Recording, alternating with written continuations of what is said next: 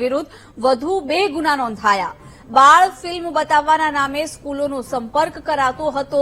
RTI કરીને સ્કૂલની માહિતી મેળવીને તોડ કરતો હોવાનું સામે આવ્યું છે.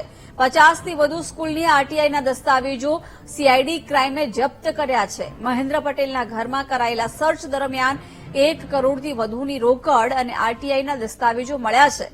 સ્કૂલ બંધ કરાવી દેવાની ધમકી આપી અને લાખો રૂપિયા પડાવ્યા હતા. સુરતમાં 3 અને ભાવનગરમાં 1 શાળા સંચાલકે મહેન્દ્ર પટેલ સામે ફરિયાદ નોંધાવી. આરોપી મહેન્દ્ર પટેલે રૂપિયા 1.26 કરોડ પડાવ્યા હોવાનો ફરિયાદમાં ઉલ્લેખ કરાયો છે. અલગ અલગ સ્કૂલ સંચાલકો પાસેથી 66 લાખ, 13 લાખ, 39 લાખ અને 8 લાખ રૂપિયા પડાવ્યા હતા.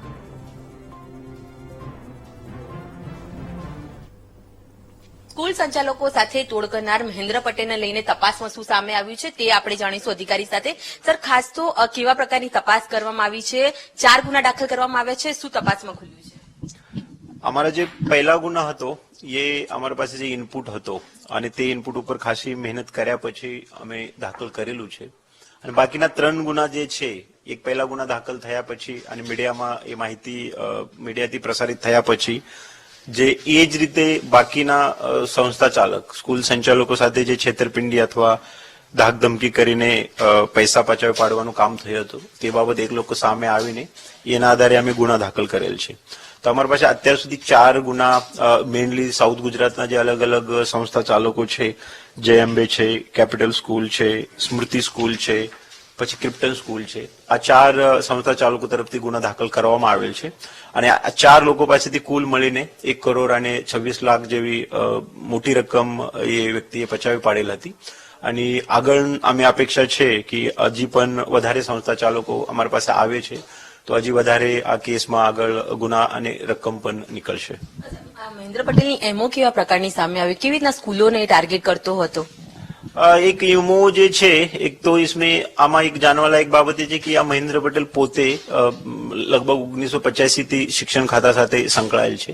ત્યાં પહેલા એ સ્કૂલોમાં ફિલ્મો બતાવવાનું, દેશભક્તિના, સૈનિકના શૌર્યના, અલગ અલગ એકેડેમિક ફિલ્મો બતાવવાનું કામ કરતો હતો. અને તેના લીધે એને એક શિક્ષણ વિભાગની જે કાર્યપદ્ધતિ છે એના કેવા રીતે પ્રક્રિયા ચાલે છે, કેવી રીતે પરમિશન આપવામાં આવે છે, પરમિશનમાં શું શું હોવું જોઈએ, શિક્ષણ સંસ્થા ચાલક જે સંસ્થા ચલાવતા હોય છે આમાં કદાચ શું કમિયા હોય છે અને ખરેખર શું હોવું જોઈએ એ બાબતે જાણકાર હતો. તો એના લાભ લઈને અલગ અલગ સંસ્થા ચાલક પાસેથી આરટીઆઈ એપ્લિકેશન કરીને આમાં શું શું ખૂટે છે, ખરેખર શું હોવું જોઈએ, સંસ્થા ચાલકોએ કાગળ ઉપર શું શું લખીને વિભાગને આપેલું છે અને જગ્યા ઉપર ખરેખર શું છે. અને એ માહિતી મળ્યા પછી એ સંસ્થા ચાલકને આ રીતના ધાકધમકી આપીને કે તમારે સ્કૂલમાં એ વસ્તુ ખૂટે છે, એ ખરેખર હોવું જોઈએ, નહીં તો તમારે સંસ્થા બંધ કરાવી દઈશું, એમ કરીને આ લોકો પાસેથી પૈસા પચાવી પાડતા હતા. કેટલી સ્કૂલોને ટાર્ગેટ કર્યા? તપાસમાં શું સામે આવી રહ્યું છે અને હાલ તેના ઘરે તપાસ કરવામાં આવી હતી તો શું શું મળી આવ્યું છે?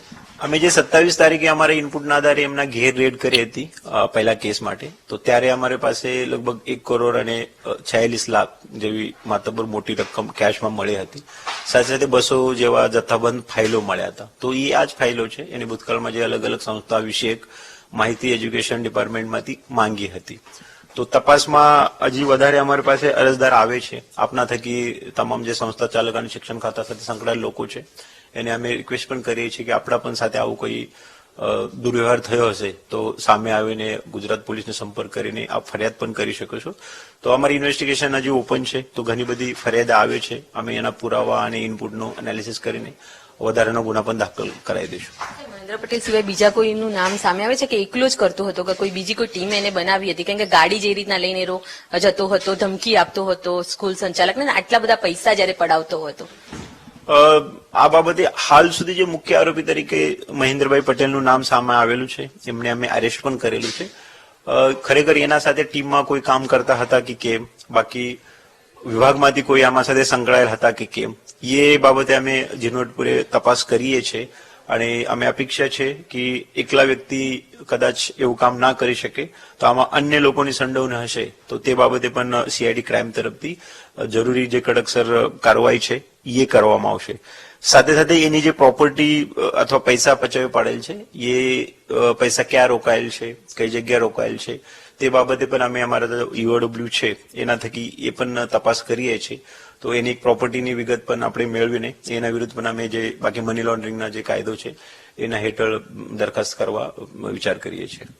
જોયું ખાસ તો જે પ્રકારે મહેન્દ્ર પટેલને લઈને હાલ 4 ફરિયાદ દાખલ થઈ ચૂકી છે અને સ્કૂલ સંચાલકોને જે રીતના ટાર્ગેટ કરીને તે તોડ કરતો હતો તેની સાથે અન્ય ટીમ લોકો પણ સંડોવાયેલા હોવાની શક્યતાને લઈને હાલ તો EOW દ્વારા તપાસ હાથ ધરવામાં આવી છે. કેમેરામેન પ્રવીણ વાઘેલા સાથે અનિતા પટણી, VTV ન્યૂઝ, ગાંધીનગર.